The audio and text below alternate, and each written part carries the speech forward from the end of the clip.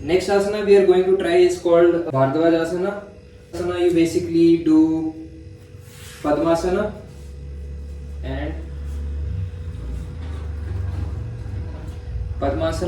and you rotate your spine and try to grab your toe. So currently I am unable to grab, but I am able to grab my thigh. So I am going to grab my thigh, I am going to try to rotate it and slowly reach for my toe. Right now I cannot reach it, so I will just touch my heel. So this is Bharadwaj asana. Benefits of this asana is that it helps in digestion, it helps stretch your hip flexors.